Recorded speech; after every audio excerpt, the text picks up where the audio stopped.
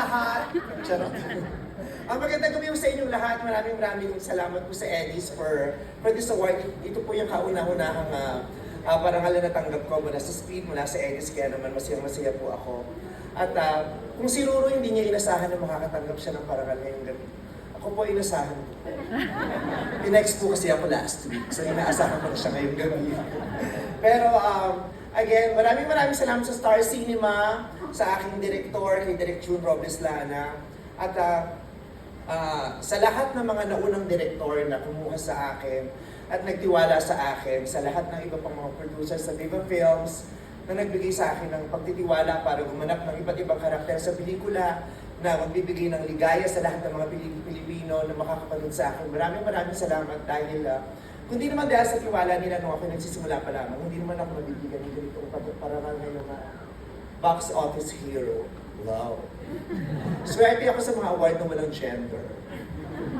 Box office hero, phenomenal box office superstar, ano pa ba to? Special citation, mga ganyan. Yung mga walang gender na nanalo sa mga ganyan. Kaya maraming salamat po.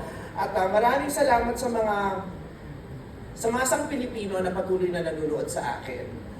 Dahil kung hindi naman nila ako pinipilahan at hindi nila pinanonood ng aking mga proyekto, hindi nila naman ako mapapatawag at mabibigyan ng ganitong tropeo tonight. Marami nagtatanong kung bakit lagi daw marami nanonood ng pelikula ko.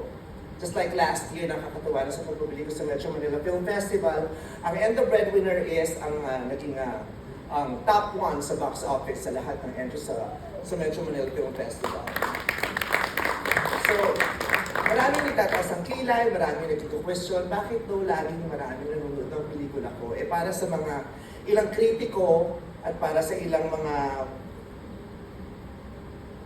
feeling mas magagaling pa sa kritiko, sa mga umaarting kritiko, ang mga pelikula ko daw ay walang kwenta, walang katuturan, slapstick, katsipan, puro kabaklaan, puro kabaduyan, bakyang-bakya.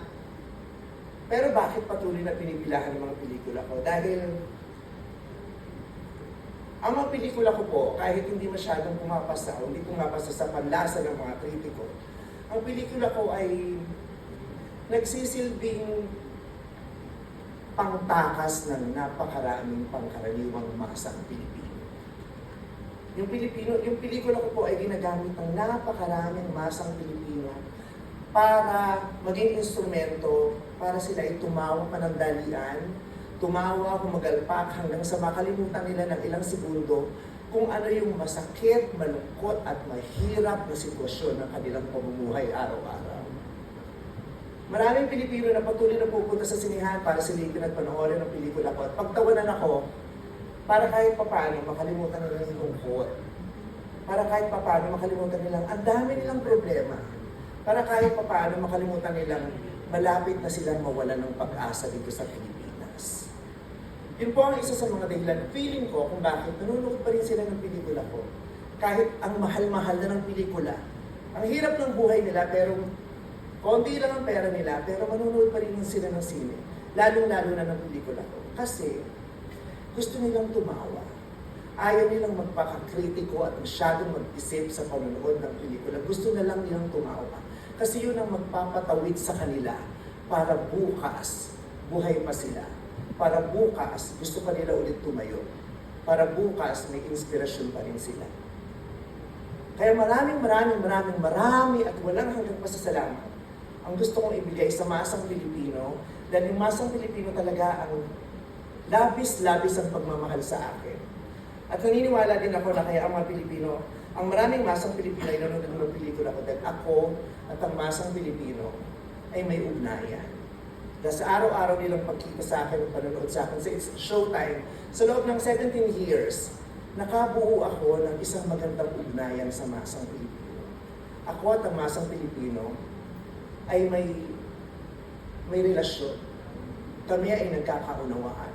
Iisang wika o lingwahe ang sinasabi namin. Iisa ang trip namin.